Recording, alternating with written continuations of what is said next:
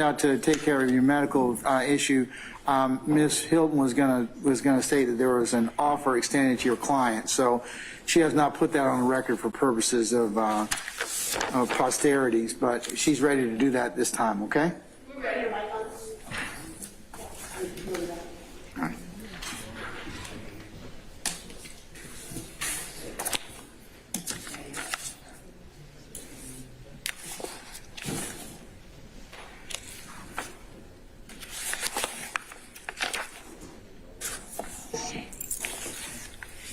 Ready, Your Honor? Yes, ma'am. Go right ahead.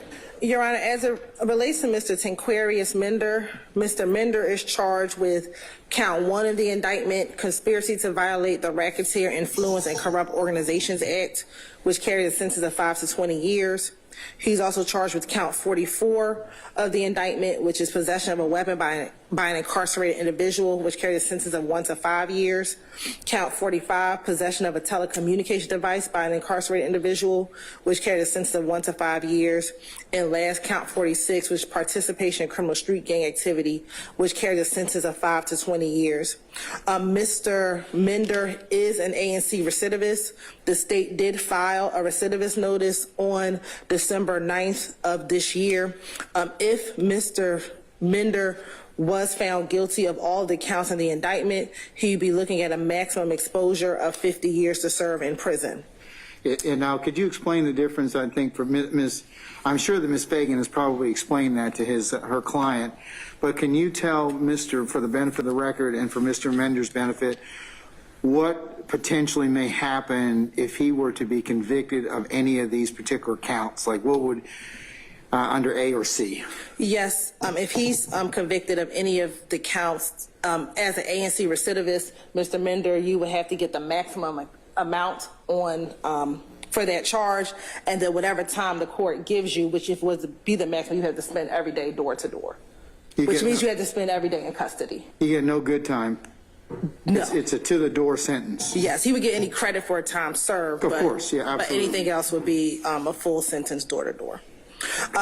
So his max is 50 years? Yes, Your Honor. Okay, and what's the state's offer? Yes, Your Honor. The state's offer for Mr. Mender as to count 1 is 16 years to serve 1 year, commuted to time served, with a balance of 15 years on probation. The state would offer that his probation could be terminated upon successful completion of the first 10 years of this sentence, provided that he violated no provisions of the agreement or no special conditions of the agreement, and that he violates no law of the state of Georgia.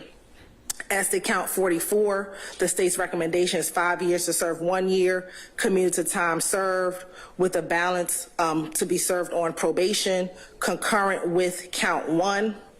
As to count 45, it would be 5 years to serve 1 year, commuted to time served in confinement, commuted to time served, followed by 4 years on probation, concurrent with counts 1 and 44. And count 46 would be 16 years to serve 1 year, commuted to time served, followed by 15 years on probation, concurrent with count 1, 44, and 45. Would be the offer. Mr. Mender also is currently on another indictment, 21 SC 178250. And this case, as a part of the agreement, would run concurrent with that case whenever he resolved that other case, Your Honor. Is that before me or before another division? It is in this division currently, Your Honor. And that's being handled by ADA Lauren Jansen with the state.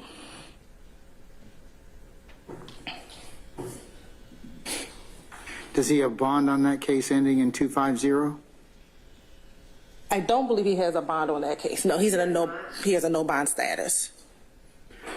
But on this case, he could go home today. Correct. If he was given a bond, he would. This case, he would not have served any jail time on this case. Okay. And that offer will also conclude today, Your Honor. All right. Ms. Fagan, have you communicated that to your client in terms of is that to correctly summarize the plea agreement or the potential plea offer, I should say? The only change was that he wasn't aware of the concurrent status for the second case. At this time, though, he still maintains a not guilty plea. Sure. Respectfully rejects the offer, and we ready for trial. Okay, Mr. Mender, I'll tell you and I'll tell Mr. Beebe and Mr. Stevens the same thing, okay? At this point, you have the absolute right to plead not guilty, and that's what the law will presume, and the court will, of course, instruct that you have a presumption, as the presumptions and protections you enjoy as a criminal accused. You have to decide for yourselves what you want to do in this particular case, depending upon the results or the outcome of the trial. The only thing I would tell you, Mr. Mender, is the most, and I'm sure that Ms. Fagan, she is a very fine attorney. Seen her work. But trials, there's one thing about trials, it's uncertainty. You don't know what's going to happen. So you got to beat 4 counts. If you don't beat them, what will happen is, under this A and C recidivist statute, I have to, under the law, sentence you to the maximum sentence. And then whatever I sentence you to, you serve to the door. That's not anything I have any discretion over. It's not anything because I don't like you or because of what you're being charged with or whatever. Those have nothing to do with anything. That's what the state of Georgia, the legislature has mandated that I sentence you to. So one of the things a plea does is you know what you're getting. It caps your exposure. So, and what the state's telling you today is if you take the plea today, this is what you're going to get, and this is what I probably sentence you to. And you're done. You got to decide that for yourself. You can't be worried about any of these other folks that are attached to this indictment, because a plea is individual to that particular person for those particular reasons that he or she feels is a best interest to them, not anybody else. So if you want a couple minutes out to talk with Ms. Fagan about that, nobody will be the wiser. And certainly, but if you don't wish to do so, that's fine too. You'll get the fairest trial that the law demands and expects you to get. You will get that. I, as your trial judge, will make sure that that occurs. But one of the things I cannot do is I can't force the state at the end of trial to pull this recidivist notice. If you get convicted, they can maintain it and you'll serve every day of it. And Ms. Fagan can ask them to pull it, and they can say no. I can't make them do that. So you got a lot to think about. So I'll give you a few more minutes to ponder that, because that is, when they file a recidivist notice, that is, that they have basically, in poker terms, they've called. Like, what do you want to do? So I'll let you think about that, and you can let me know, and if not, then we'll see you next week for trial.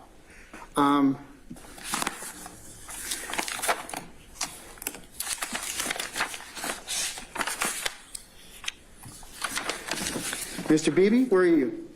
Here you are.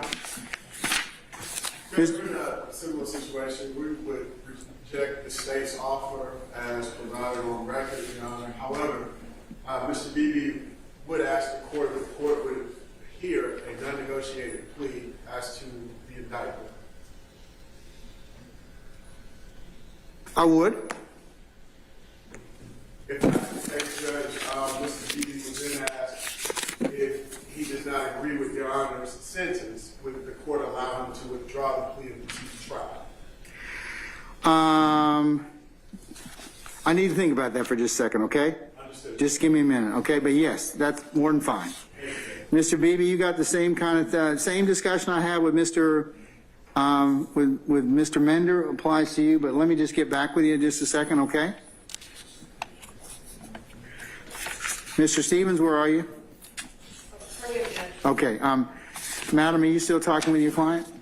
Yes, Your Honor, I'm actually still exchanging text messages with the state. Okay, I'm going to take a couple of minutes out and let you all continue to chat. I'm going to just take a recess, and I'll come back in just a minute, okay?